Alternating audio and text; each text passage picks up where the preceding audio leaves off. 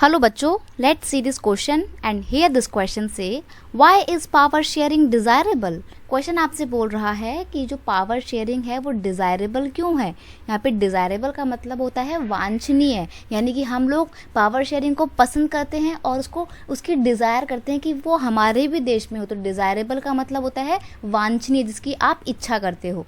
तो power sharing की क्यों सब लोग इच्छा करते हैं, क्यों सब चाहते हैं कि उनके कंट्री में पावर शेयरिंग हो। तो पावर शेयरिंग बहुत इंपॉर्टेंट है। क्यों इंपॉर्टेंट है, देखो जानते हैं। Power sharing is desirable because it helps to maintain social harmony।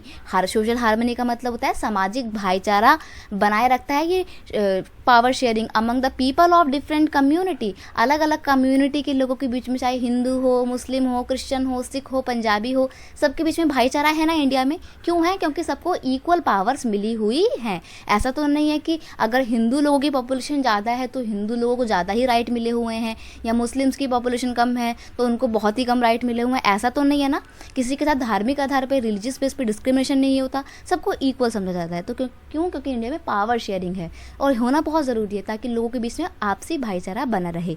It is good way to ensure the stability of political order as social conflict often lead to violence and political instability. देखो, power sharing ना इसलिए भी बहुत ज़रूरी है क्योंकि political life में एक कंट्री के अंदर स्टेबिलिटी बनाए रखने के लिए ये बहुत ज़रूरी होती है। क्योंकि अगर पावर शेयरिंग नहीं होगा, अलग अलग कम्युनिटी के बीच में बहुत सारे डिफरेंसेस होंगे तो उनके बीच में झगड़े होना लाजमी है, कॉन्फ्लिक्ट होंगे, और ऐसे में कई बार ये झगड़े वायलेंस का रूप भी ले लेते हैं। वायलेंस मतलब हिंसा का रूप ले लेते हैं, और ऐसे में पूरी कंट्री में इनस्टेबिलिटी आ जाती है, अव्यवस्था फैल जाती है। तो इसलिए पावर शेयरिंग होना बहुत ज़रूरी है ताकि हम वायलेंस से, इनस्टेबिलिटी से और हेटरेट से बच सकें। I hope you understand it well. Best of luck.